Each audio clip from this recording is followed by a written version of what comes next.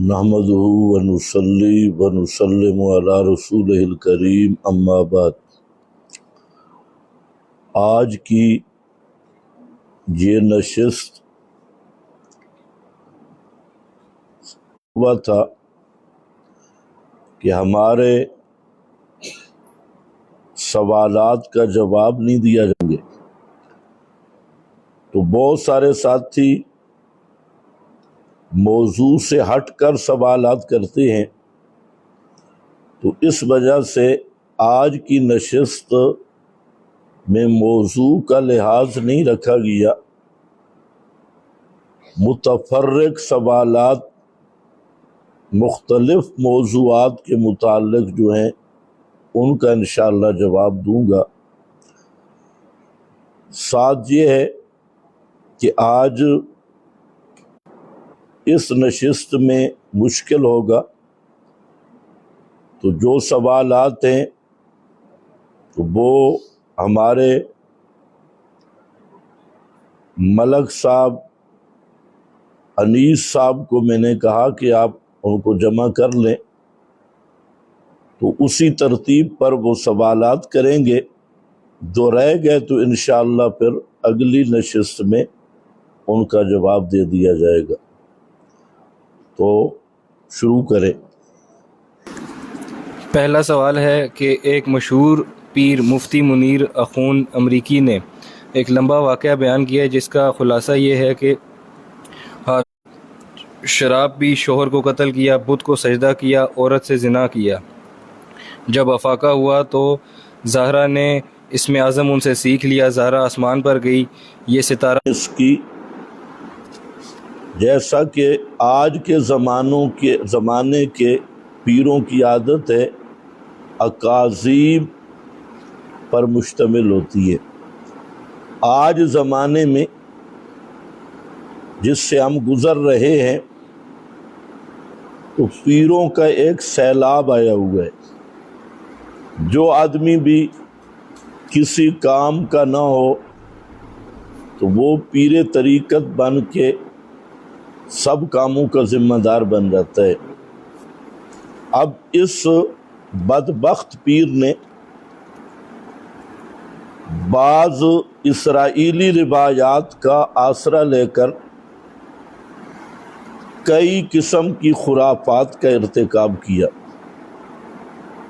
Number 1، اس نے کہا کہ ہاروت ماروت فرشتے انہوں نے زنا کیا، بت کو سجدہ کیا، اور زہرا نامی عورت جس کو پیر صاحب بڑے مزے سے کہہ رہے تھے کہ بہت خوبصورت تھی، لگتا ہے کہ پیر صاحب نے دیکھی ہے، اور فارس کی ملکہ، اور پیر صاحب نے منہ بھی بڑا بنایا ہے، بہت خوبصورت تھی، تو اللہ جانے اس کو خواب میں ملی ہے۔ تو فارس کی ملکہ، اس پر فرشتے عاشق ہو گئے معاذ اللہ، پھر فرشتوں نے شراب پی، پھر اس کے خامند کو قتل کیا، اور پھر وہ جو زہرا کنجری تھی اس نے بت کا سجدہ کروایا، اور پھر وہ کنجری ان سے اسم اعظم سیکھ لیا، تو وہ آسمان پہ چڑھ گئی۔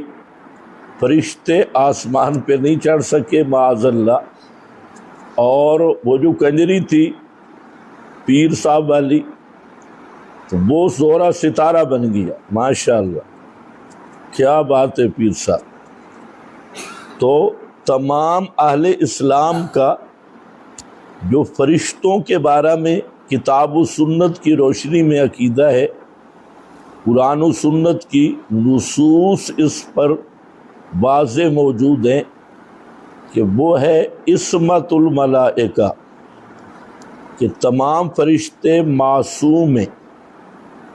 فرشتوں کو زانی کہنا، شرابی کہنا، قاتل کہنا اور مشرک کہنا، یہ وہی آدمی کہہ سکتا ہے جو یہود و نصارہ کا ایجنٹ ہو، اور پیر صاحب ویسے بیٹھے بھی امریکہ میں ہیں اور جیسی لمبی لمبی چھوڑتے ہیں ماشاءاللہ وہ بھی سننے کے قابل ہوتی ہیں، تو یہ پیر صاحب کی جہالت ہے اور قرآن پاک سے بالکل بے خبری ہے۔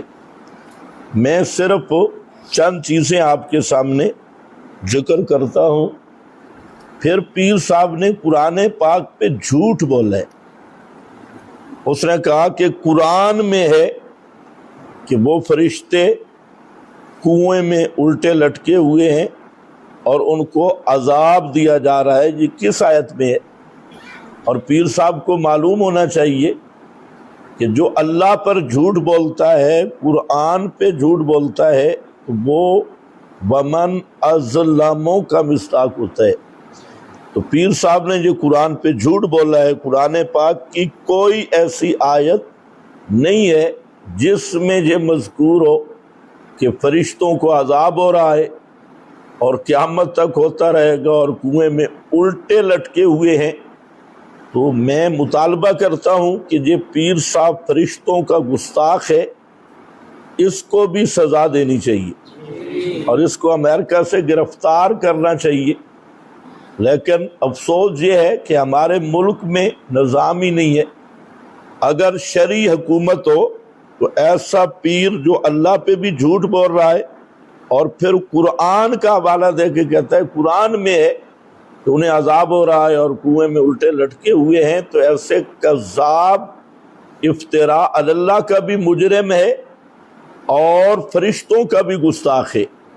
تو اس لیے پیر صاحب سے گزارش ہے کہ شرکیات سے بھی توبہ کرے، بدعات سے بھی اور ان خرافات سے بھی، اور اگر آپ جاہل ہیں تو پھر علمی مسائل کو چھیڑنے کی کوشش نہ کریں۔ تو مسلمانوں کا یہی عقیدہ ہے کہ فرشتے معصوم مخلوق ہیں، وہ زانی شرابی نہیں ہوتے۔ باقی پیر صاحب کی یہ جو جہالت ہے اور ان کا قرآن میں ہے، اور آگے بھی انہوں نے بڑی باتیں کی، چونکہ وقت بڑا کم ہے، اگر پیر صاحب میں جرت ہوئی اور تبصرہ کیا تو پھر پیر صاحب کو میں دکھاؤں گا تو اس نے کیا کیا باتیں کی۔ تو پیر صاحب کا وہ کلپ سوشل میڈیا پہ ہے، سن لینا چاہیے۔ تو پیر صاحب کی خدمت میں عرض یہ ہے کہ یہ جو واقعہ آپ نے بیان کیا ہاروت ماروت کا اور ان کے معذب ہونے کا اور ان کے زنا کرنے کا اور ان کے شراب پینے کا، اور پھر آپ نے ایک لمبی چوڑی کہانی بنا کے کھینچنے کی کوشش کی، تو کم از کم کسی قابل مفسر، محقق مفسر کی بات بھی دیکھ لیتے۔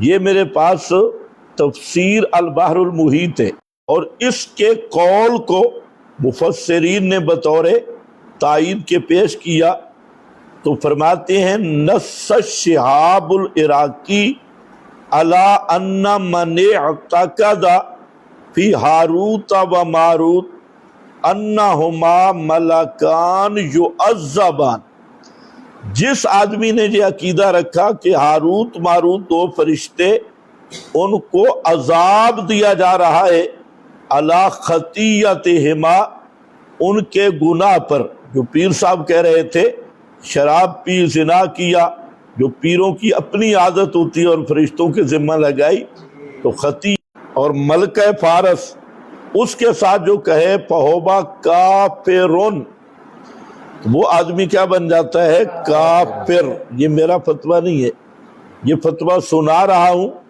یہ شہاب العراقی کا فتویٰ ہے، اور فرماتے ہیں جو یہ عقیدہ رکھے فہو کافر باللہ تعالی فإن الملائکۃ، اس لیے کہ فرشتے معصومون لا یعصون اللہ ما امرہم، فرشتے معصوم ہوتے ہیں، اور قرآن پاک کی آیت پیش کی کہ فرشتے جو اللہ کا حکم ہوتا ہے اس کی نافرمانی نہیں کرتے، وَيَفْعَلُونَ مَا يُؤْمَرُونَ، اور فرشتے وہی کام کرتے ہیں جو اللہ انہیں حکم دیتا ہے، اور اللہ حکیم ہے، اللہ شرک کا حکم بھی نہیں دیتا जिना का हुक्म भी नहीं देता और शराब पीने का हुक्म भी नहीं देता, तो फरिश्ते तो वो करते हैं मा युअमरून, ये सूरतुल तहरीम है।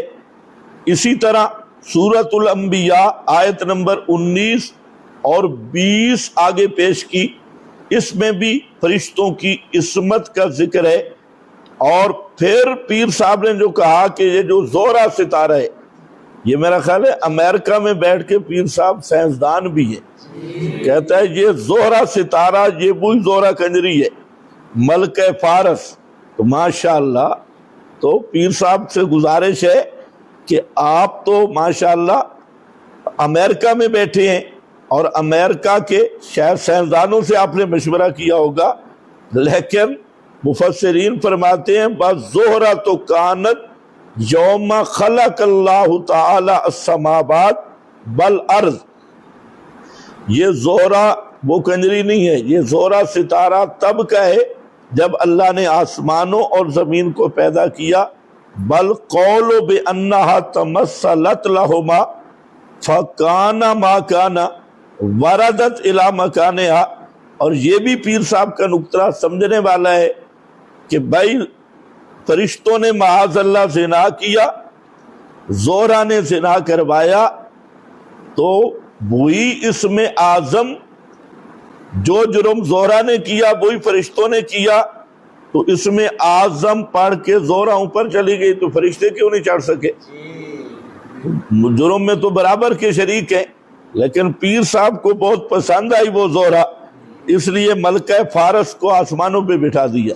तो फरमाते हैं कि ये जो बात है गैर माकूलन वला मकबूलन वा तराजा, तो फरमाते हैं कि ये गैर माकूल है और गैर मकबूल है, ना कोई इस पे दलील है और ना कोई अक्ल वाला आदमी ये बात कह सकता है जो पीर साहब ने फरमाई है, तो ये बिल्कुल झूठ है।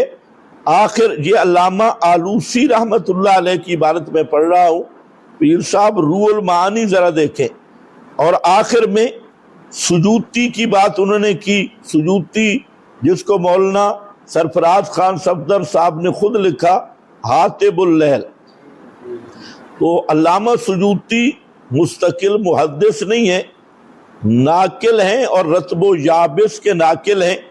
तो फिर उन्होंने बाज जो रिवायतें जहाँ दर्ज की और कहते हैं कुछ ना कुछ कुव्वत हो जाएगी, बज़ाहबा बाज़ुल मुहक्किकीन अन्ना मा रबा मरवियुन हिकायतन लिमा कालहुल यहूद।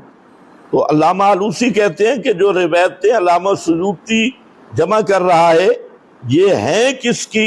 यहूदियों की, इसराइली रिवायात हैं। और होवा बातिलुन फी नफ्सिही व बुतलानु फी नफ्सी ला युनाफी सेहत रिवाया। तो फरमाते हैं कि जब है ये यहूदियों की गप, तो यहूदियों तक अगर सनदे सही भी मिल जाए तो फिर क्या कौन सा एतबार है? तो ये सनदे यहूदी तक सही मिलेंगी पीर साहब को, ऊपर शजरा नसब पूरा हो जाएगा। तो इसलिए पीर साहब से गुजारिश है, अमेरिका में बैठे हैं, इसराइली न बने, यहूदी न बने। अगर आपको शौक है तो नसरानी बन जाए, क्योंकि नसरानियों ने रहबानियत अख्तियार की थी और तुम्हारी भी मौजूदी वही रहबानियत है। तो ये अल्लामा सैयद महमूद आलूसी रहमतुल्लाह अलैह, फिर पीर साहब रोएगा जिसने फतवा लगाया, तो मैं फतवा सुना रहा हूँ। यही सैयद महमूद आलूसी बगदादी जो मुफस्सिर भी हैं, मुहद्दिस भी हैं, मुफ्ती भी हैं, और वो अल्लामा शिहाब से फतवा नकल कर रहे हैं इराकी से कि जो आदमी ये वाक़या पे अकीदा रखे जो पीर साहब ने बयान किया वो आदमी काफिर है। अब पीर साहब गौर करें, आपको सुनने वाले कितने आदमियों ने आपकी पगड़ी, चेहरे और अमरीकी करीम पर एतमाद किया होगा, और कितने आदमी माअज़ल्लाह काफिर बने होंगे। तो इसलिए आप तो हैं, लोगों को काफिर न बने। तो ये होता है काफिर बनाना, हम काफिर बनाते नहीं, हम काफिरों को मुसलमान बनाते हैं। और जो इस्लाम की चादर में काफिर छुपे हैं तो हम वो चोर बतलाते हैं कि ये कलमा गो है, लेकिन अंदर से ये एजेंट है। تو بہرحال یہ سید محمود آلوسی بغدادی رحمت اللہ تعالی علیہ. اور میں حیران ہوں کہ احمد رضا خان صاحب نے فتاوی رضویہ میں تصریح کی ہے کہ جو یہ واقعہ بیان کرے وہ یہودی ہے. تو احمد رضا خان حالانکہ وہ امام الاکاذیب ہے اور مجدد البدعات ہے، تو جس کو علامہ احمد رضا خان بھی برداشت نہیں کر رہا تو پیر صاحب اس سے بھی 20 قدم آگے اور اس کو بڑا مزے سے اور چسکے سے بیان کر رہے. بہت سونی ہے، بہت خوبصورت تھی. تو بھائی پیر صاحب وہاں امریکہ میں بہت ہے، وہ کوشش کر، اللہ کرے تجھے بھی کوئی ایسی مل جائے. تو آگے اس پر بے شمار حوالہ جاتے ہیں. علامہ یہ ہیں ابو حیان الاندلسی فرماتے ہیں ہاذا کلہ، یہی حکایت اور یہی کہانی گپ لکھ کر. تو علامہ اندلسی مفسر فرماتے ہیں ہاذا کلہ لا یصح منہ شیء، یہ جتنا خرافات اور کہانی پیر صاحب نے بیان کی ہے، علامہ اندلسی رحمت اللہ علیہ کی اس عبارت سے واضح ہو گیا کہ کخ بھی اس میں ٹھیک نہیں، ذرا بھی شیء، کوئی چیز بھی ٹھیک نہیں. آگے فرماتے ہیں بل ملائکۃ معصومون، فرشتے معصوم ہیں. یہ البحر المحیط ہے. اسی طرح آگے فرماتے ہیں امام رازی رحمت اللہ تعالی علیہ اپنی تفسیر کبیر میں فرماتے ہیں وَعْلَمْ أَنَّ هَذِهِ الرِّوَایَةَ فَاسِدَةٌ مَرْدُودَةٌ غیر مقبولۃ، یہ جو روایت ہے یہ فاسد ہے، مردود ہے، غیر مقبولۃ، اور یہ غیر مقبول ہے لِأَنَّهُ لَيْسَ فِي کتاب اللہ ما يدل علی ذلک. فرماتے ہیں اس لیے کہ قرآن پاک میں اس کا کوئی اشارہ بھی موجود نہیں ہے، کوئی دلالت بھی اس میں نہیں ہے جو پیر صاحب کہہ رہے تھے قرآن پاک میں آیا ہے کہ وہ فرشتے عذاب ان کو دیا جا رہا ہے. تو فرماتے ہیں کوئی چیز بھی نہیں، بل فیہ ما یبطلھا من وجوہ، بلکہ اسی حکایت میں ایسی چیزیں ہیں جو اس کو باطل کر رہی ہیں.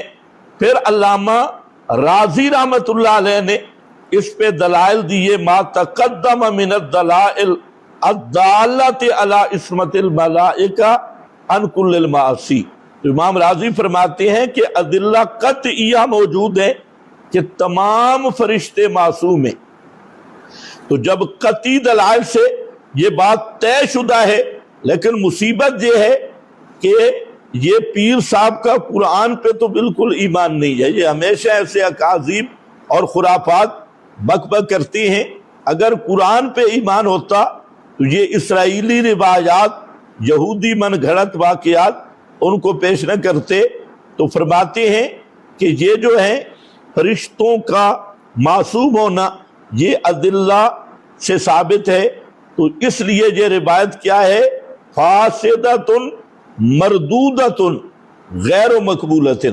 یہ امام رازی رحمت اللہ تعالی علیہ. اسی طریقہ سے اس پر جتنے بھی محققین مفسرین ہیں انہوں نے رد کیا، عقل کے بھی خلاف ہے، نقل کے بھی خلاف ہے. تو پیر صاحب سے گزارش یہ ہے کہ اگر واقعی آپ کا ایمان باللہ ہے، ہمیں تو نہیں لگتا آپ کی گفتگو سن کر، اگر ہے اور جہالت کی وجہ سے یہ خرافات بچے ہیں تو اللہ کے دربار میں توبہ کریں، سچے دل سے علل اعلان کہیں کہ میں نے غلط کہا ہے اور آئندہ کے لیے توبہ کرتا ہوں. تو عالم کی توبہ کے لیے جو شرائط ہیں اس کو پورا کریں. جی دوسرا سوال ہے ذبیح اللہ تعالیٰ گنگ سے. بعض لوگ کہتے ہیں کہ رسول اللہ حقیقت میں نور تھے، لباس بشری تھا، دلیل یہ ہے کہ آپ کا سایہ نہیں تھا. اب یہاں یہ مسئلہ ہے، سائل کہتا ہے دعویٰ بھی کر دیا دلیل بھی دے دی کہ نبی کریم صلی اللہ علیہ وسلم کی حقیقت نوری ہے، یعنی آپ ذات کے لحاظ سے نور ہیں، حقیقت کے لحاظ سے جیسے جبریل نور ہے.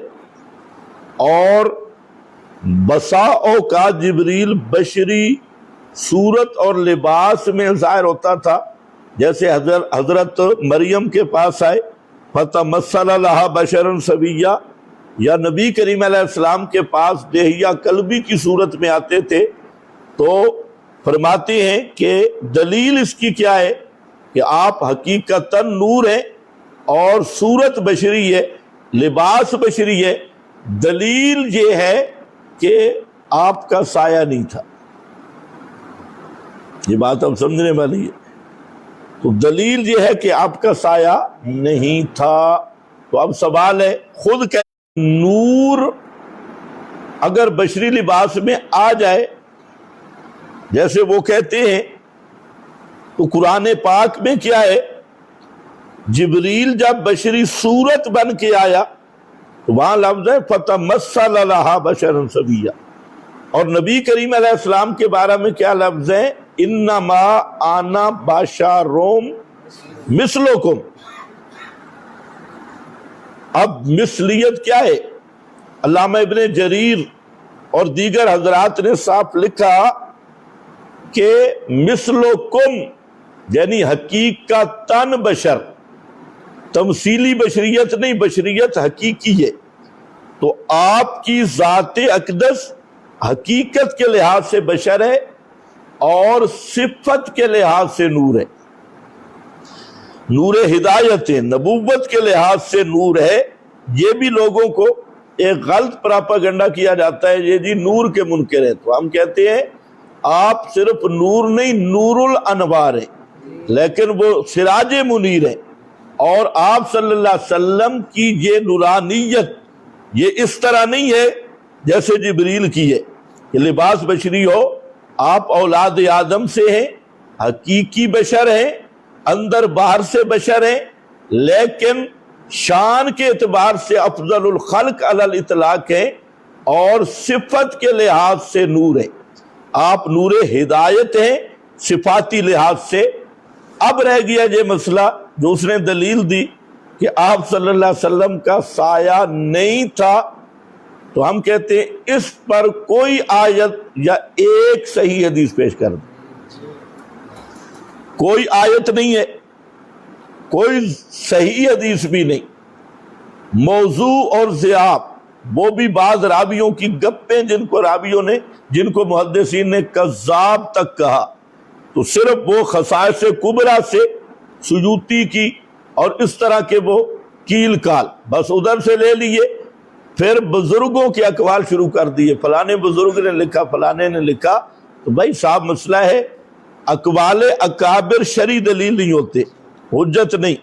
عقیدے کے مسئلہ میں نص قطعی و ثبوت قطعی و دلالت درکار ہے، اور قرآن پاک میں صراحتاً موجود ہے قل سبحان ربی حل کنت الا بشرا رسولا، اور قرآن پاک میں بالکل ترجمہ بھی کوئی نہ کرے اس آیت کا، فرما دیجئے پاک ہے میرا رب، نہیں میں مگر بشر رسول۔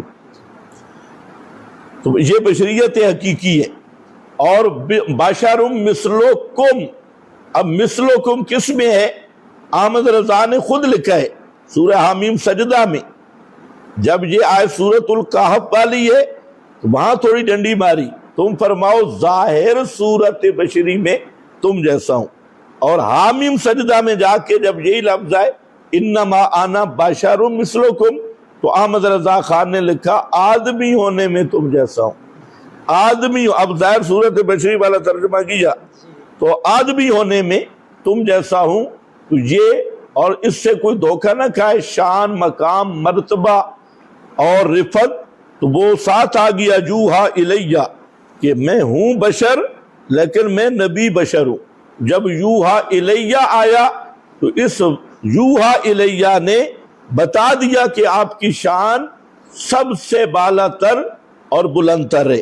تو بہرحال اب جو سائے کا مسئلہ ہے، تو چونکہ اس کی دلیل ہے تو ہم کہتے ہیں اس پر واضح ثبوت لائیں کہ نبی کریم علیہ السلام کا سایہ نہیں تھا، جبکہ قرآن مقدس میں اور احادیث میں یہ بات موجود ہے کہ اللہ تعالیٰ نے سورۃ الرعد میں بھی اور بھی کئی مقام پہ ایک مضمون ذکر کیا ہے، تو اس کو ذرا دیکھیں تو فرمایا کہ یہ جو سائے کا مسئلہ ہے وَلِلَّهِ يَسْجُدُ مَنْ فِي السَّمَاوَاتِ، یہ آیت نمبر 15 ہے سورۃ الرعد کی۔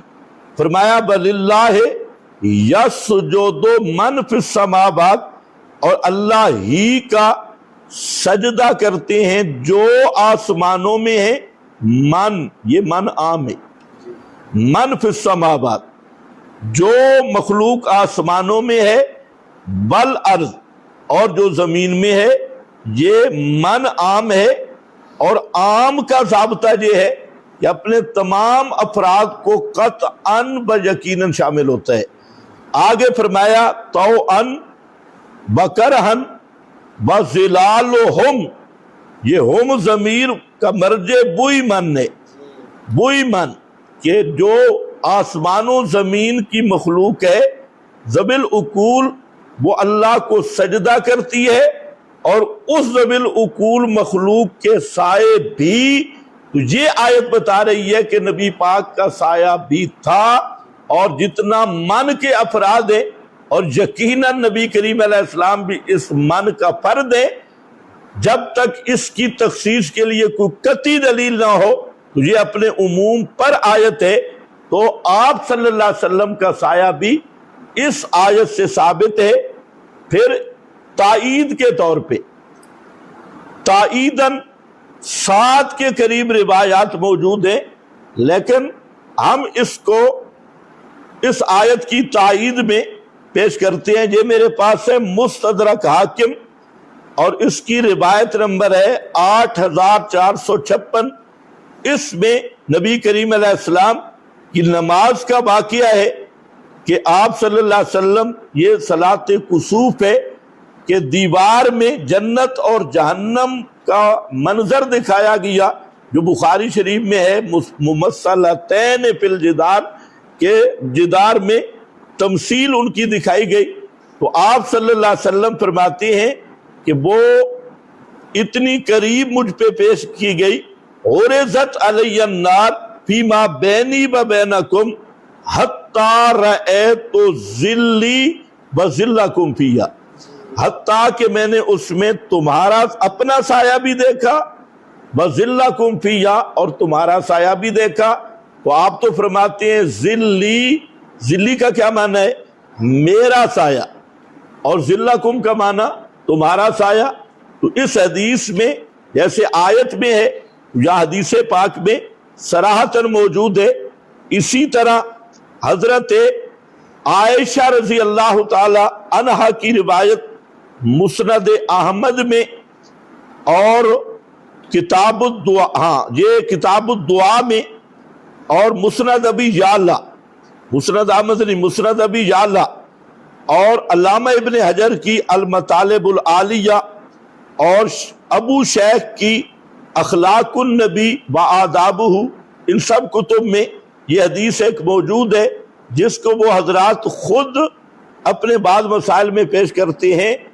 اس میں ویسے یہ حدیث کی کئی کتب میں موجود ہے، لیکن یہ جو کلمات ہیں ان کتابوں میں ہیں۔ حضرت عائشہ فرماتی ہیں کہ میں آپ کے پاس گئی تو آپ اپنے سجدے میں کہہ رہے تھے کہ سجد لک سوادی بخیالی، کہ اللہ تیرے سامنے میرا وجود بھی سجدہ کرتا ہے اور میرا سایہ بھی سجدہ کرتا ہے۔ ظلالہم، جہاں پر میں خود سجدہ کر رہا ہوں تیرا، اور میرا سایہ بھی تیرا سجدہ کرتا ہے، اور آمن بکا فؤادی، میرا دل تجھ پہ ایمان لاتا ہے۔ یہ کتاب الدعا طبرانی کی ہے، مسند ابی یعلا، المطالب العالیہ، اخلاق النبی، اس میں یہ حدیث موجود ہے۔ اسی طریقہ سے ایک واقعہ پیش آیا جو مسند احمد میں بھی ہے، المعجم الاوسط میں بھی ہے، المعجم الکبیر میں بھی ہے، المسند الموضوعی میں بھی ہے، کہ نبی کریم علیہ السلام کا ایک سفر میں ایک واقعہ پیش آیا کہ حضرت زینب رضی اللہ تعالی عنہا سے آپ کی طبی طور پہ ان کی ان سے اونٹ مانگا گیا اور انہوں نے اونٹ نہیں دیا، تو آپ صلی اللہ علیہ وسلم ان سے تھوڑے ناراض ہوئے، اور آپ کی ناراضگی بھی تربیت کے لیے ہوتی تھی، تعدیب و تربیت مقصد تھا، اور کچھ عرصہ تک آپ حضرت زینب کے پاس نہیں ہے۔ حضرت زینب کہتی ہیں کہ میں اپنے گھر میں تھی، اب یہاں مختلف کلمات ہیں، یہ جو مسند کے ہیں تو اس میں آ رہا ہے فرعت ذلہ، تو حضرت زینب اپنے گھر میں تھی تو حضرت زینب نے آپ کا سایہ دیکھا، فقالت ان ھذا لذل رجل، تو حضرت زینب کے خیال میں تجھے نہیں تھا کہ آپ آئیں گے، تو اس لیے انہوں نے سمجھا کہ یہ کسی آدمی کا سایہ ہے، تو نبی کریم علیہ السلام آپ کے پاس پہنچے تو وہ آپ کا سایہ تھا، فدخل النبی صلی اللہ علیہ وسلم۔ اسی طرح یہ مجمع الزوائد میں وہاں پر بھی یہ حدیث موجود ہے، حضرت زینب کا واقعہ تو مختلف کتابوں میں ہے۔ تو میں عرض کر رہا تھا کہ سورۃ الرعد کی اس آیت کے عموم میں آپ بھی داخل ہیں، اور یہ روایات اس پر ہم نے بطور تائید و تشریح کے پیش کی ہے، دار و مدار اسی آیت پر ہے۔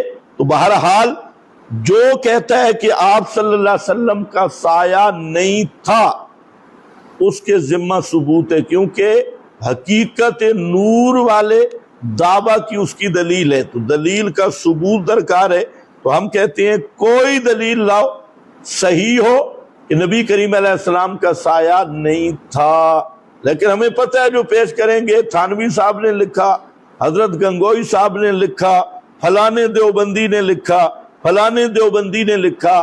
بھائی علماء بریلی ہوں یا علماء دیوبند ہوں، وہ اپنے اپنے طبقہ کے لیے قابل احترام ہو سکتے ہیں، لیکن ان کے اقوال شرعی دلیل نہیں ہو سکتے۔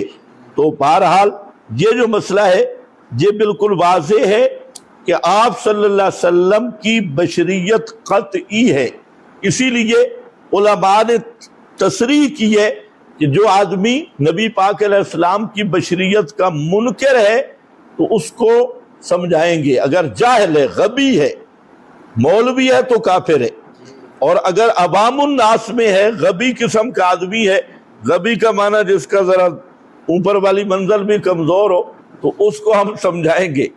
ان جہادہ فحکمنا بکفری، یہ روح المعانی میں ولی الدین عراقی کا فتویٰ موجود ہے، اور یہ ہے لقد من اللہ علی المؤمنین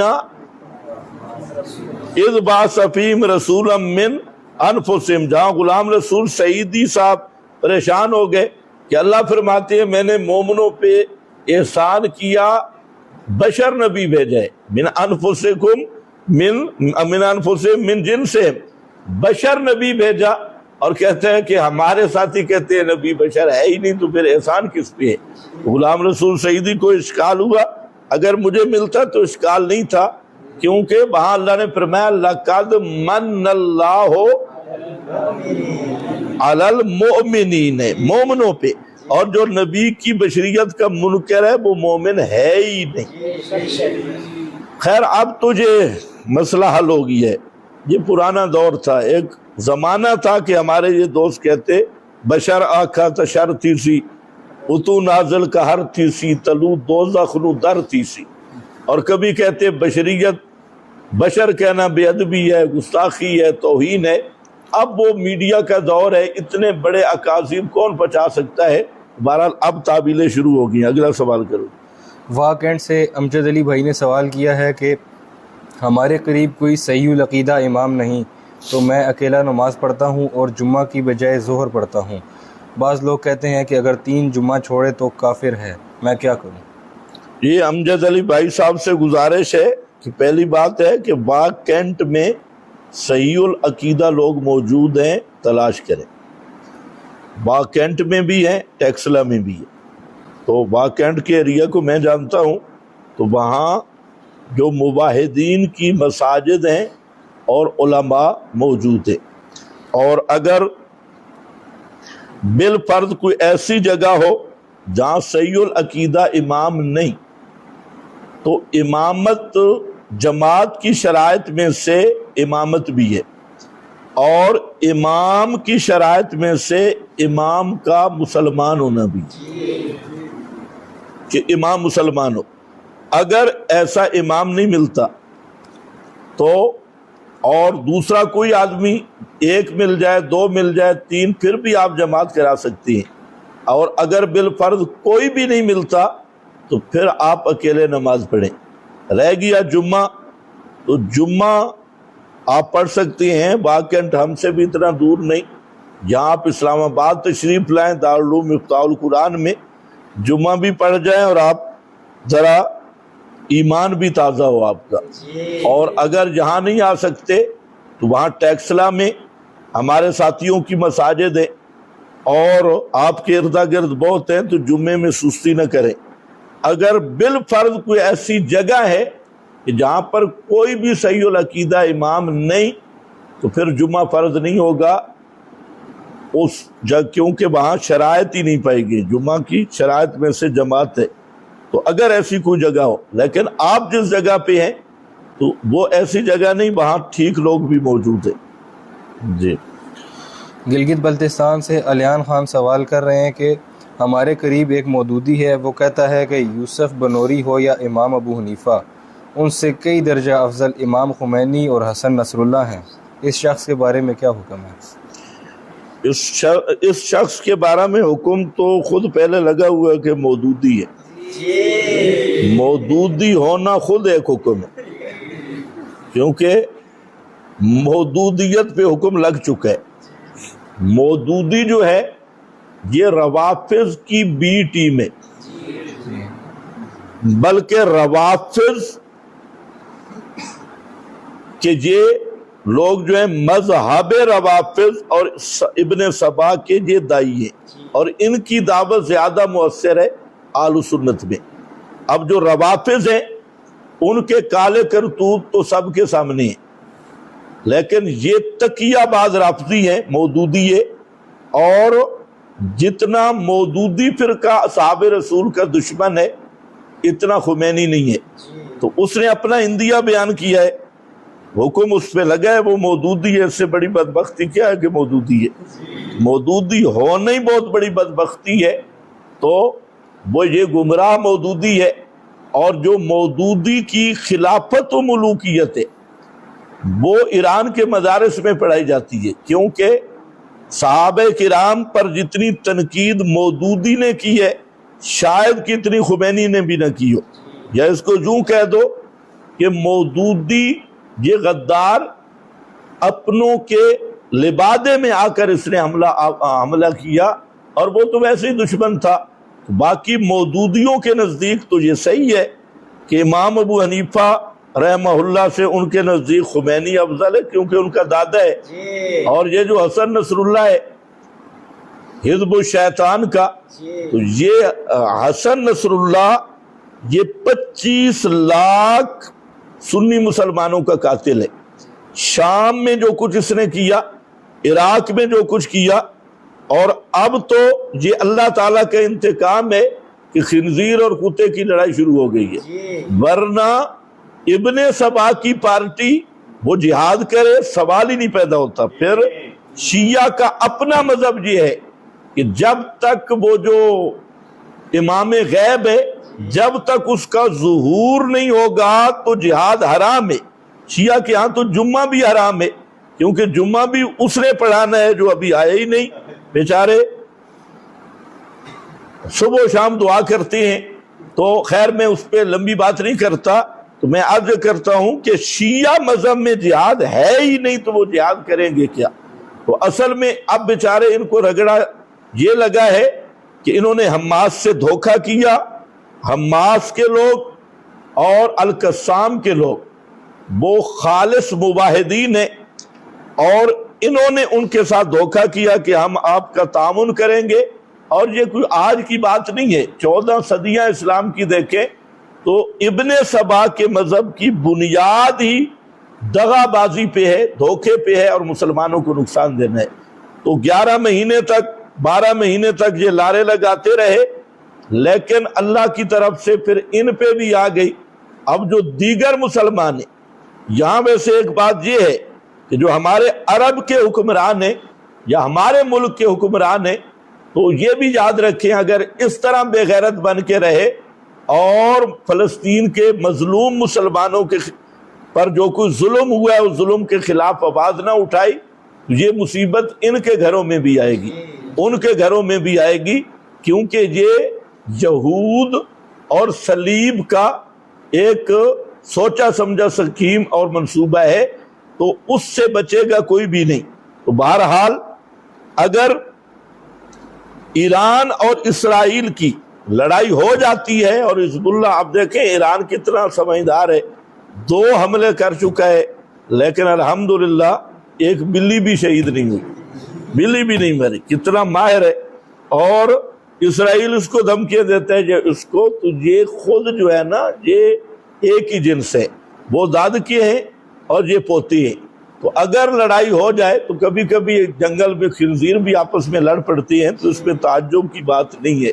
باقی مودودیے بالکل ان حسن نصر اللہ اور روافض سے بھی زیادہ خطرناک ہے، اپنے عقائد، اپنی سوچ، اپنی فکر کے اعتبار سے۔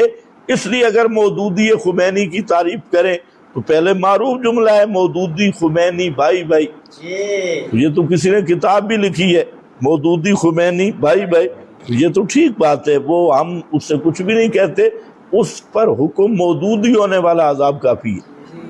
جی گلگت سے محمد فاروق سوال کرتے ہیں کہ بعض عوام الناس لمبے بالوں پر اعتراض کرتے ہیں، اس کا جواز کیا ہے؟ بھائی عوام الناس داڑھی پہ بھی اعتراض کرتی ہے، لمبے بالوں پہ بھی اعتراض کرتی ہے، عوام الناس تو نمازوں پہ بھی اعتراض کرتی ہے۔ تو مسئلہ یہ ہے کہ نبی کریم صلی اللہ علیہ وسلم کے بال مبارک یہ ایک تفصیل طلب موضوع ہے۔ بہرحال آپ کی زلفیں اور ان کی مختلف مقداریں یہ صحیح احادیث سے ثابت ہیں، اور بالوں کو سنوارنا بھی ہے۔ بسا اوقات یہ ہوتا ہے کہ آدمی لمبے بال رکھتا ہے اور بچے بھی ڈرتے ہیں، تو اس سے بھی بچنا چاہیے۔ تو بالوں کو سنوارنے کا حکم بھی ہے، داڑھی کو بھی سنوارنے کا حکم ہے۔ یہ جو ناف تک لمبی داڑیاں رکھ کے پھر موٹر سائیکل پہ بیٹھ جاتے ہیں، انہیں بھی مہربانی کرنی چاہیے، یہ سنت کے لیے استہزاء کا ذریعہ بنتے ہیں، مذاق کا ذریعہ بنتے ہیں۔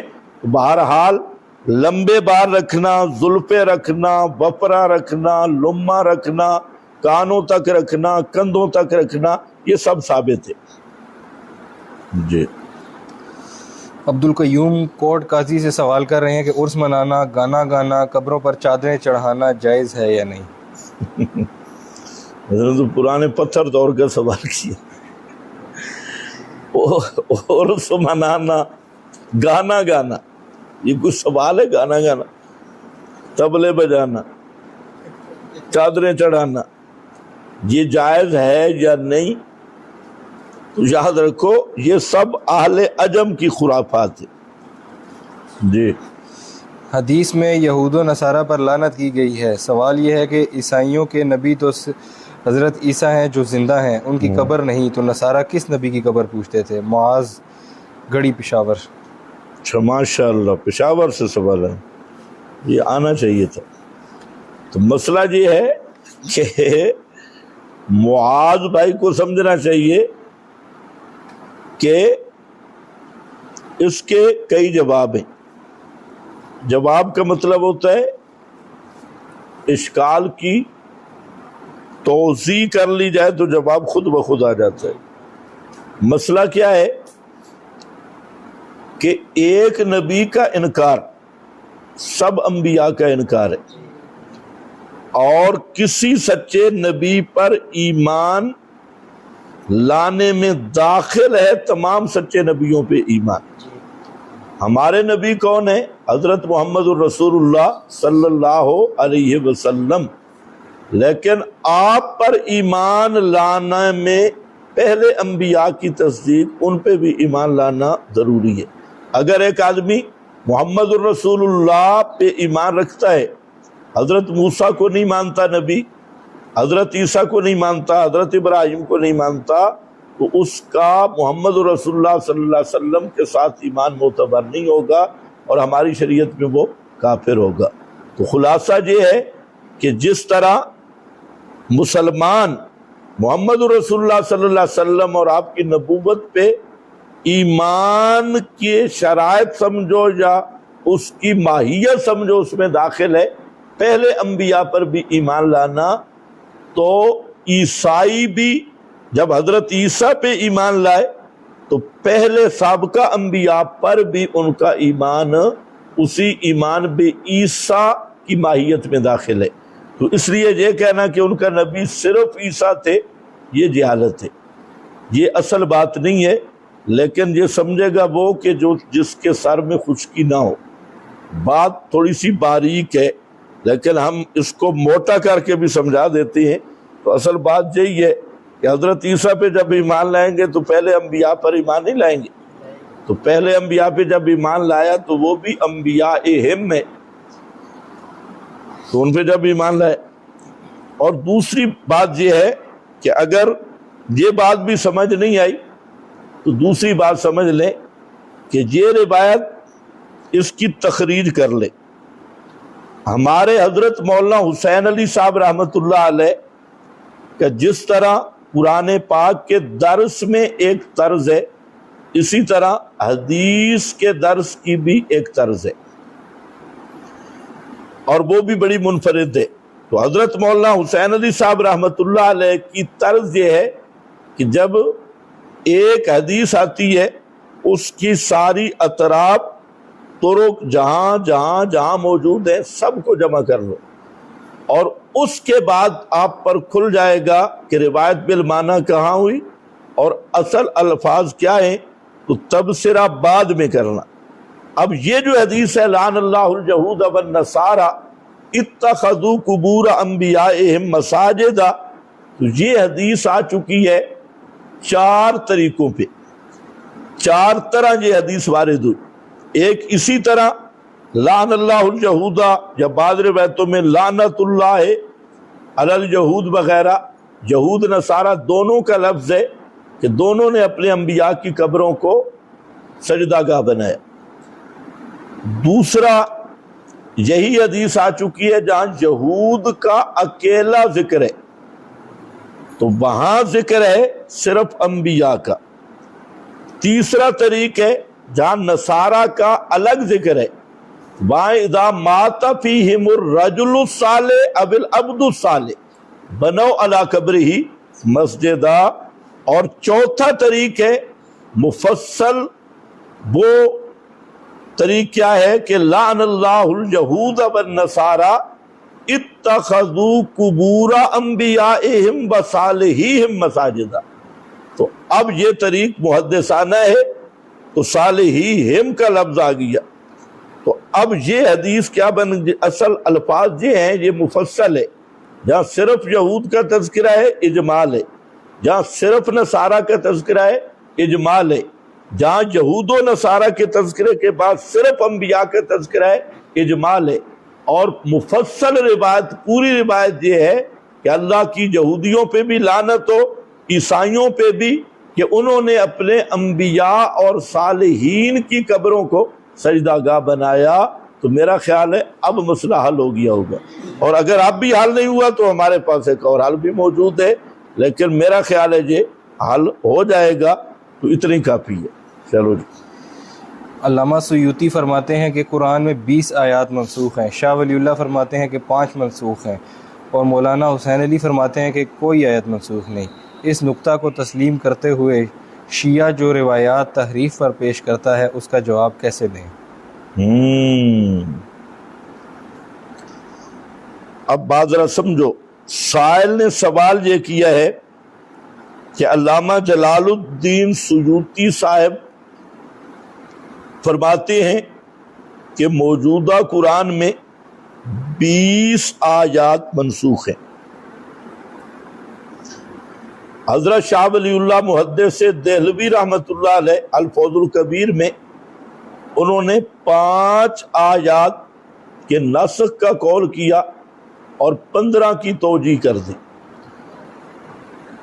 ایسا معنی بیان کیا کہ جو منسوخ نہیں. اور امام الموحدین مجدد وقت حضرت مولانا حسین علی صاحب رحمۃ اللہ علیہ انہوں نے ان 5 کا بھی ایسا معنی کر دیا کہ اب قرآن میں جو مطلوب آیات ہیں ان میں کوئی ایسی آیت نہیں ہے جس کو علی الاطلاق منسوخ کہا جائے. بس یہ بات تو بالکل صحیح. لیکن اگر سائل نسخ کا معنی سمجھ جائے تو یہ اشکال ہوتے ہی نہیں. منسوخ التلاوت والحکم، منسوخ التلاوت والحکم، تلاوت بھی منسوخ ہے. تیسری قسم وہ ہے کہ تلاوت باقی ہے، حکم منسوخ. تحریف کہتے ہیں جو مولانا حسین علی صاحب رحمہ اللہ اور حضرت شاہ ولی اللہ یا علامہ جلال الدین سیوطی نے کہا کہ اب قرآن میں ناسخ نہیں ہے، جو آیات موجود ہیں سب کی توجیہ ہو سکتی ہے، 20 کی یا 5 کی، 5 تک، یا مولانا فرماتے ہیں سب کی. تو یہ کون سی قسم ہے؟ ایک قسم ہے. اور وہ قسم کیا ہے کہ منسوخ الحکم ہو اور تلاوت باقی ہو. تو اس میں بات ہے جو دفعتین موجود ہے ہمارے پاس قرآن. اور دوسری صورت میں نے کیا بتایا کہ تلاوت بھی منسوخ، حکم بھی منسوخ، منسوخ التلاوت والحکم. اور تیسری کیا ہے کہ تلاوت منسوخ لیکن حکم باقی، جیسے رجم کی آیت ہے. تو یہ نسخ کی قسمیں ہیں، تو ان کی تو بحث ہی نہیں کی. اور جو روافض ہیں وہ ان روایات بھی تعریف کرتی ہیں. پھر دوسرا مسئلہ یہ سمجھنے والا ہے کہ اہل تشیع اور اہل سنت اس بات پہ ناسخ پہ متفق ہیں کہ ناسخ اور چیز ہے، تحریف اور چیز ہے. اس کی مثال آپ سمجھے کہ ناسخ کی مثال ہے طبیب کے نسخے کی، کہ طبیب حکیم جو ہوتا ہے ماہر، وہ مریض کے صحت کے حالات کے موافق نسخہ بدلتا ہے. لیکن بدلتا کون ہے؟ حکیم. یہ نسخ کی مثال ہے. اور حکیم کو علم ہوتا ہے کہ یہ دوائی اتنے دن تک چلے گی، پھر اس کے بعد نسخہ بدل جائے گا. تو نسخ بھی بیان و انتہاء الحکم کا نام ہے کہ اس حکم کی انتہا کا بیان. تو اور جو تحریف ہے، تحریف حکیم کی طرف سے نہیں. اس کی مثال ہے حکیم نے جو نسخہ دیا ہے مریض خود اس میں گڑبڑ کرے اور وہ بدلے. تو تحریف وہ مخاطبین کی طرف سے ہوتی ہے اور ناسخ متکلم کی طرف سے ہوتا ہے. تو ناسخ اور تعریف جمع کیسے ہو سکتی ہے؟ یہ اور پھر یہ ہے کہ اہل تشیع کے ہاں جو معیار ہے، ان کے ہاں ایک تو متواتر روایات ہے. ان کے مذہب کے مطابق ان کا دعویٰ ہے کہ متواتر روایات ہیں. کس پر؟ ناسخ پہ نہیں، لفظ تحریف کا موجود ہے. اور حرف و بدل و زید و نقص، یہ لفظ موجود ہیں. اور پھر ایک تو ان کے مذہب میں روایات متواتر ہیں، پھر یہ ہے کہ ان کے ائمہ کی تصریح ہے، ان کے جو ذمہ دار علماء ہیں وہ تصریح کرتے ہیں کہ یہ کیا ہے؟ تحریف ہے. روایات بھی متواتر اور ان کے ائمہ کی تصریح بھی موجود ہے، اقرار بھی موجود ہے. تو ہم کہتے ہیں کہ کوئی ایک روایت متواتر نہ ہے، ایک روایت متواتر ہو، کیونکہ ہمارے ہاں قرآن متواتر ہے. جب قرآن متواتر ہے تو ایک روایت لائیں متواتر جو تحریف پہ دلالت کرتی ہو اور ہمارے کسی امام نے کہا ہو کہ یہ مثبت تحریف ہے. اور یہ تو خواہ کی ایک پنگا بازی ہے کہ جب سورج نکلا ہوا ہو اس کے سامنے کوئی لیٹ موبائل کی لائٹ جلائے یا دوسرے دیا سلائی جلانے کی کوشش کرے اسے لوگ گدھے ہی کہیں گے، تو ہم اسے رابطی کہتی ہیں۔ تو قرآن جو ہے جو متواتر ہے، اور اخبار احاد میں جو کچھ ہے تو وہ تو تعریف ثابت ہی نہیں ہو سکتی۔ تعریف اگر ثابت ہوگی تو پھر اس کے لیے تواتر شرط ہے، کیونکہ ان الظن لا یغنی من الحق شیئا۔ تو جب تک ہمارے مذہب میں متواتر چھوڑو، خبر واحد بھی تعریف کی نہیں ہے، کسی امام نے تصریح کی ہو کہ یہ تحریف ہوئی ہے، تو ان کے ہاں دونوں چیزیں ہیں کہ روایات بھی متواتر ہیں، تواتر کا قول بھی ان کا اپنا موجود ہے، اور پھر اس تواتر سے کیا ثابت کرتے ہیں؟ تحریف،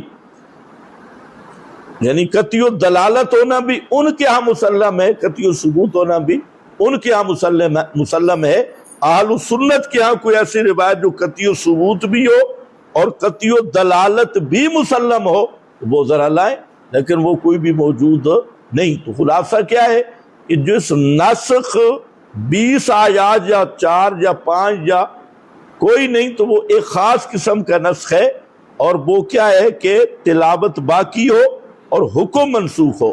اور روافض جو معارضہ میں پیش کرتے ہیں، تحریف پر جھوٹ بولتے ہیں، وہ دوسری 2 قسمیں نسخ کی، یہ نہیں ہے۔ جی مدثر علی پنڈی سے سوال کرتے ہیں کہ آپ نے کہا کہ کل بدعت ضلالہ والی حدیث اپنے عموم پر ہے، اس پر حوالہ درکار ہے۔ ماشاءاللہ مدثر بھائی، ہر بات اصول سے کرنی چاہیے، حوالے تو میں کئی دکھا دوں گا، لیکن مسئلہ یہ ہے کہ کل کا کیا معنی ہوتا ہے؟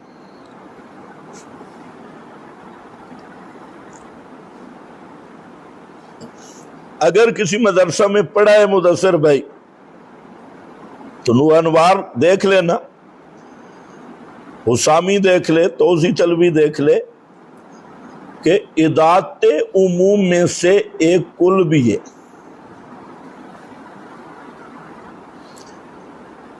کل بھی کس ہے؟ ادات عموم میں سے۔ تو جب لفظ کل کا ہے ادات عموم کے لیے اور نبی کا فرمان ہے، تو اس سے مزید حوالہ بھی چاہیے، پیغمبر کے فرمان کی تصدیق کے لیے کوئی اور حوالہ چاہیے۔ کل بدعت ضلالہ۔ آج یہی مصیبت ہے کہ لوگوں کا قرآن پہ بھی ایمان نہیں، نبی کے فرمان پہ بھی۔ قرآن پیش کرو تو کہتے ہیں بزرگ پیش کرو، حدیث پیش کرو تو حوالہ چاہیے۔ بھائی کل تو ہے اپنے عموم پر، حوالہ بھرمار ہے، شاشی، نور انوار، حسامی، مبسوط، سرخسی، ہاں آگے چلتے جاؤ، جتنی بھی اصول حنفیہ کی کتب ہیں، منار دیکھیں اور شروحات دیکھیں، سب کشف الاسرار دیکھیں، سب میں یہ حوالہ موجود ہے کہ کل عموم کے لیے ہوتا ہے، اور عام کی تخصیص کے لیے دلیل چاہیے، عموم کے لیے دلیل نہیں ہوتی، وہ تو ہے ہی عام۔ کہتے ہیں عموم کے لیے دلیل دو، بھائی دلیل خصوص کی چاہیے، ہم کہتے ہیں اس عموم کی تخصیص کر لاؤ۔ باقی رہ گیا حوالہ، تو میں نے جو سابقہ گفتگو تھی اس کو آپ توجہ سے سن لیں۔ وہاں پر امام احمد کی جو عبارت پیش کی اہل سنت کا اصول، اسی طرح امام ابو حنیفہ کی عبارت پیش کی اہل سنت کا اصول، اسی طرح حضرت عبداللہ ابن عمر کی روایت پیش کی جس میں یہ لفظ آ رہے ہیں ارآہ الناس حسنا کل بدعت ضلالہ ارآہ الناس حسنا۔ یہ امام مروزی کی کتاب السنہ میں صحیح و سند روایت موجود ہے، اور بھی کتب میں ہے کہ وہاں نبی کریم علیہ السلام خود فرماتے ہیں کہ ہر بدعت گمراہی ہے، اگرچہ لوگ اسے بدعت حسنہ کہتی ہوں۔ پھر میں نے امام مالک کا حوالہ دیا تھا شاطبی کا، تو اس میں من ابتدع فی الاسلام بدعۃ یراہا حسنہ، تو وہاں پر بھی یراہا حسنہ۔ پھر میں نے وہاں علامہ ابن رجب حنبلی کا حوالہ دیا تھا فتح الباری شرح بخاری کا، ایک ابن حجر کی ہے، ایک ابن رجب کی ہے، ابن رجب حنبلی ہے۔ اس میں انہوں نے صاف لکھا کہ یہ اپنے عموم پہ ہے، اس میں کوئی مخصص نہیں۔ اسی طریقہ سے امام شاطبی نے الاعتصام میں تصریح کی ہے کہ یہ کل بدعہ یہ حدیث اپنے عموم پہ ہے، تو ہمیں ان حوالوں کی ویسے ضرورت نہیں ہے. اب جو اس کی تخصیص کرنا چاہتا ہے وہ حوالہ لائے. حوالہ بھی کس کا؟ مولوی کا نہیں. ہم حدیث پیش کر رہے ہیں تو حدیث لائے مخصص. کس حدیث سے؟ باقی رہ گیا، میں نے بیان کر دیا تھا کہ وہ جو من سن فی الاسلام سنتن، وہ تو میں نے پس منظر بیان کیا، وہ سنتن حسن ہے، بدعتن حسنہ نہیں ہے. ہاں جی چلو. محمد شعیب نمائندہ شجر ٹی وی سوال کرتے ہیں کہ کیا محض درست عقائد رکھنے والا ایمان کی تکمیل کر سکتا ہے؟ ایمان کا دار و مدار صرف عقائد پر ہے یا معاملات بھی ایمان کی شرط ہیں؟ اگر معاملات درست نہ ہو تو کیا عقائد نجات کا ذریعہ بن سکتے ہیں؟ یہ سوال تو بہت اہم کیا ہے بھائی محمد شعیب صاحب، لیکن سوال تھوڑا لمبا کیا ہے. ان کے سوال کا مقصد یہ ہے کہ ایمان کی تکمیل کے لیے معاملات کی درستگی ضروری ہے، یعنی میرا خیال ہے یہی پوچھنا چاہتا ہے. تو یہاں پر ایک چیز کی اچھی طرح وضاحت سمجھ لیں. ایک ہے نفس ایمان. تو نفس ایمان تو درستگی عقائد کا نام، اور ایک ہے کمال ایمان. اہل سنت کے ہاں دو چیزیں چلتی ہیں، ایک نفس ایمان ہے، ایک کمال ایمان ہے. الایمان المنجی، کامل نجات کا جو سبب ہے. تو جو نفس ایمان ہے تو وہ اس کا تعلق صرف عقائد کے ساتھ ہے، اور جو ایمان کامل ہے تو اعمال کی درستگی، معاملات کی درستگی، اخلاقیات کی درستگی، یہ ایمان کامل کا جز ہے، نفس ایمان کا جز نہیں ہے. تزیینی جز ہے، تزیین ایمان کا، کمال ایمان کا. تو بہرحال مقصد یہ ہے کہ عقائد یہ بنیاد ہے. جب ایک آدمی کا عقیدہ صحیح ہو گیا تو اب اس کو خطاب ہوتا ہے یا ایھا الذین آمنو سے، اے ایمان والو تم نے نماز پڑھنی ہے، اے ایمان والو تم نے زکوٰۃ دینی ہے، اے ایمان والو تم نے آپس میں محبت کرنی ہے، ایک دوسرے کے مالی حقوق ادا کرنے. یہ سب ایمان والے. تو خلاصہ کیا نکلا کہ ایک ہے نفس ایمان، حقیقت ایمان. حقیقت ایمان یہی ہے کہ عقیدے صحیح ہو، اور کمال ایمان میں اعمال، اخلاق، معاملات سب داخل ہیں جو ہر مومن کے لیے ضروری ہیں. بالفاظ دیگر کہ جو فاسق مومن ہے، معاملات میں گڑبڑ کر رہا ہے، اعمال میں گڑبڑ کر رہا ہے، عقیدہ صحیح ہے لیکن اخلاق، اعمال اور معاملات میں گڑبڑ کر رہا ہے، تو یہ فاسق ہے. اب فاسق جو ہے تو یہ پرخطر راستے پہ. اس میں ایک یہ بھی احتمال اور خدشہ موجود ہے کہ بعض ایسے فسق ہیں کہ ایمان پہ موت بھی نصیب نہ ہو. تو کمال ایمان لانا نہیں، ایمان بچانا بھی ہے. من کان آخر کلام ہی لا الہ الا اللہ، یعنی آخر تک عقائد کی درستگی. تو ایک تو اس کا جو خاتمہ ہے وہ خطرے سے خالی نہیں. دوسرا صرف عقیدہ صحیح ہے اور فسق و فجور معاملات، اخلاق، اعمال میں ہیں، تو پھر یہ کیا ہے؟ مومن تو ہے لیکن کمال ایمان نہیں. نجات ہوگی کب پتہ نہیں، کیسے پتہ نہیں. اولاً جنت میں نہیں جائے گا. اللہ کی رحمت کا معاملہ جدا ہے، اس کے لیے کوئی بنا نہیں ہے، پابندی بھی نہیں ہے. تو جو فاسق مومن ہے تو اس کے لیے آپشن تو ہیں بخشش کے، لیکن راستہ پرخطر ہے، تو تفصیل اس کی لمبی ہے، یہ تو ہم مہینہ ڈیڑھ مہینہ بخاری میں یہی چلتے ہیں کہ نفس ایمان کیا ہے اور کمال ایمان کیا ہے۔ تو میرا خیال ہے شعیب بھائی کا جو مقصد سوال تھا اس کا جواب آ چکا ہوگا۔ وقاص بھائی مردان سے سوال کر رہے ہیں کہ مسئلہ تکفیر کیا رب کی ذمہ داری ہے؟ کیا اس کے لیے حجت قائم کرنا ضروری ہے؟ اتمام حجت کا علم اللہ کو ہے، دائی کو نہیں، اس کی وضاحت کر دیں۔ گول مول سوال ہے، کیا مقصد ہے؟ اب اللہ کسی کو کافر کہے گا آ کر جب پیغمبر بھیجے گا؟ جب امام الانبیاء صلی اللہ علیہ وسلم خاتم النبیین ہے تو اب اللہ کی طرف سے تو کوئی پیغام نہیں آئے گا۔ اللہ نے جو پیغام دینا تھا وہ محمد رسول اللہ صلی اللہ علیہ وسلم پہ ختم ہو گیا۔ اب پیغمبر کے علمی وارث کون ہے؟ العلماء ورثۃ الانبیاء، وہ صحیح دین کے دائی ہے۔ اب یہ نظریہ جو ہے یہ قادیانی نظریہ ہے، غالباً یہ سوال بھی کسی قادیانی کا ہے، اور وہ اپنے کفر سے بچنے کے لیے کہتے ہیں کہ اب ہمیں کافر کہنا ہے نا تو اللہ ہمیں کافر کہے، مولوی کافر نہ کہے۔ یہ ہے کسی مرزائی کا سوال۔ باقی یہ ہے کہ باقی مولویوں کا تو میں نہیں کہتا، ہم صرف کافر اسی کو کہتے ہیں جس کو اللہ نے کافر کہا۔ ہم جو بھی فتویٰ لگاتے ہیں صرف اسی پہ لگاتے ہیں جس کو قرآن نے کافر کہا۔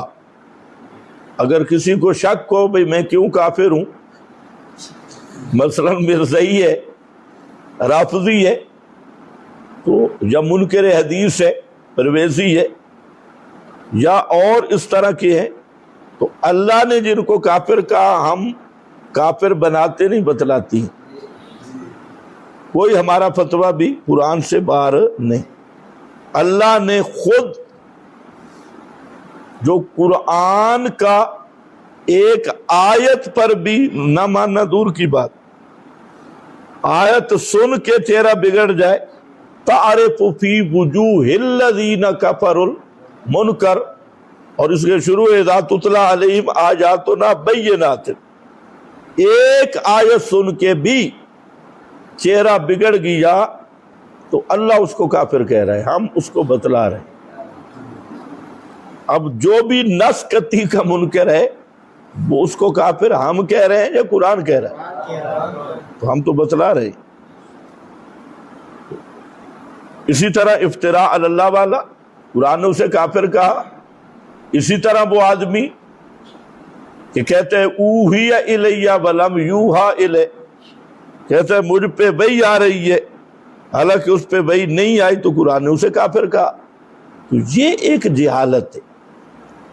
تو اللہ تعالیٰ نے پیغام آخری نبی پہ مکمل کیا، اب اس پیغام کا نفاذ اور ان احکام کا اجرا ورثۃ الانبیاء، جو سچے دین کے دائی ہیں، وہ انبیاء کی وراثت میں وہی احکام جاری کریں گے، چاہے کفر کے ہوں یا اسلام کے، اور انہی کا وہ نفاذ کریں گے۔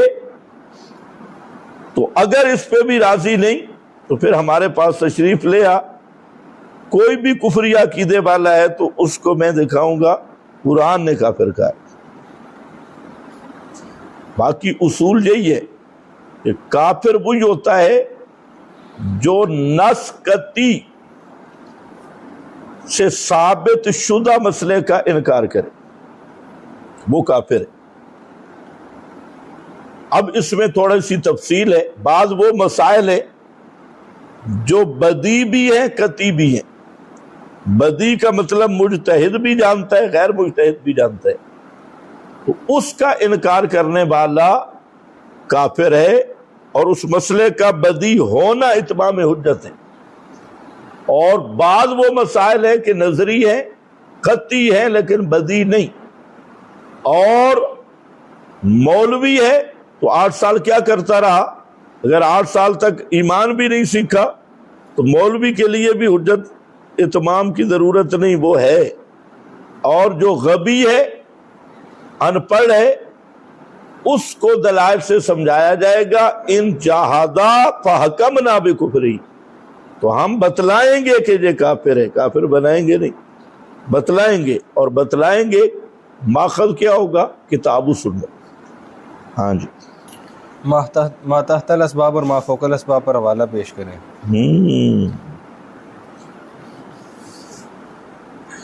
मातहतल असबाब माफोकल असबाब, हवाला पेश करें। और मातहतल असबाब माफोकल असबाब को दरमियान से निकाल कर आबद और माबूद का फर्क पेश करें। मातहतल असबाब माफोकल असबाब को दरमियान से निकाल दें और आबद और माबूद का फर्क पेश करें। बाकी हवाला मांगना है, हवाला नहीं, हवाले। हवाला सिर्फ एक नहीं, 20 हवाले हैं। अगर बरेलवी है तो बरेलवियों के पीर नसीरुद्दीन, उनकी किताब इयानत उस्तियानत की शरई हैसियत हवालों से भरी है बार बार।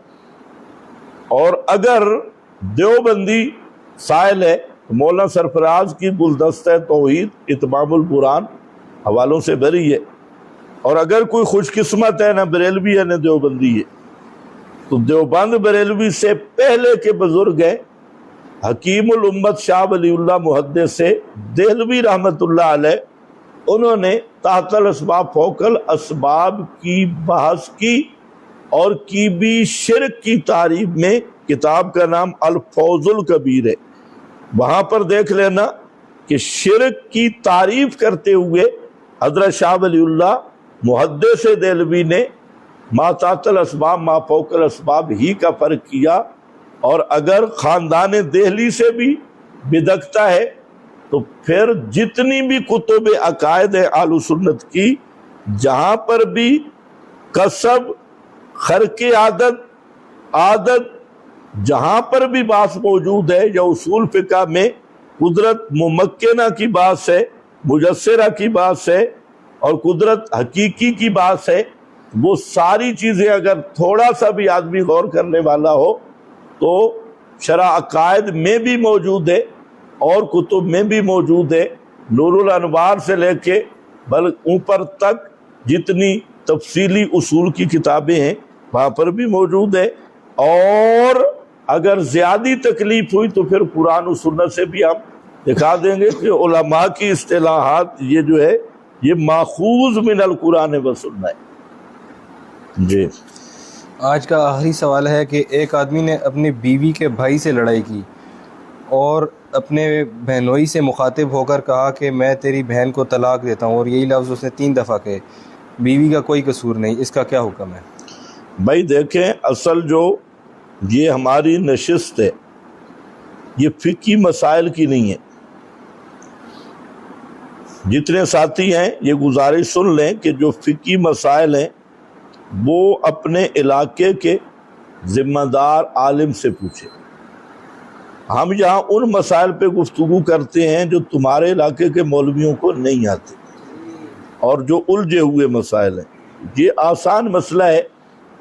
अब इस मसला में सबसे बेहतर तरीका है कि जो तलाक का मसला होता है इसमें असल दारो मदार होता है अल्फाज पर, क्या कलिमात कहे।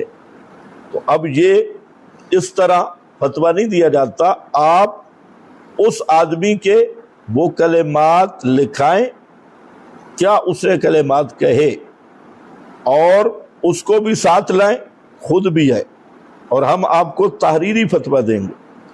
तो बात जो मसाइल होती हैं, अब उसने क्या कलिमात कहे, अगर 3 तलाक़ें दी हैं तो ज़ाहिर बात है 3 तलाक़ों के बाद रुजू नहीं है।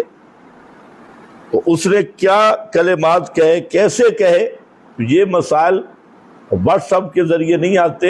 आप तशरीफ़ लाएं या आपके करीब कोई ईमानदार मुफ्ती हो तो उसके पास जाएं, तहरीरन ले जाएं और तहरीरन उसका फतवा लाएं और हमारे पास भेज दें। تو اصل طریقہ اس کا یہی ہوتا ہے. تو جو کلمات آپ تحریراً دیں گے اس پہ تو ہم فتویٰ دیں گے. اب ہم آپ کو فتویٰ دے دیں کل تیرے کلمات ہی بدلے ہوں، یا اکثر آج کل یہ ہوتا ہے تو یہ اصول نہیں ہے. اسی لیے میں کہتا ہوں جو فقہی مسائل ہے اس کے لیے یہاں تشریف لائیں اور بیٹھ کے وہ مسئلہ حل ہو. یہ جو مسائل ہیں یہ سارے الجھے ہوئے مسائل ہیں. باقی یہ جو مسئلہ ہے آپ کہتے ہیں جی بھائی سے لڑائی ہوئی بیوی کا قصور نہیں ہے، تو یہ کوئی طلاق کے وقوع عدم وقوع سے تعلق نہیں. لڑائی چاہے باپ سے ہو اس بیوی کے، یا بھائی سے ہو، یا لڑائی نہ ہو، تو خامند طلاق کا مختار ہے.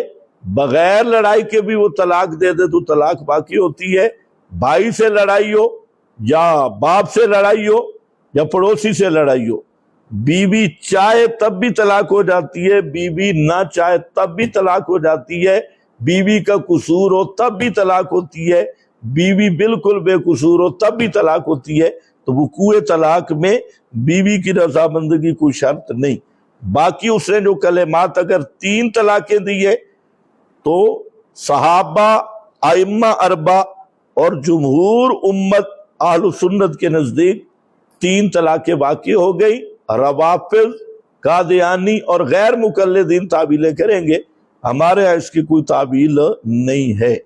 تو بہرحال بہتر یہی ہے ہم تک پہنچانا ہے، سوال لکھ کے تشریف خود لے آئیں اور پھر تحریری فتویٰ لے جائیں، نہیں تو قریب اگر کوئی دارالفتاء ہے وہاں سے منگوا دیں. بآخر دعوانا رہ گیا ختم.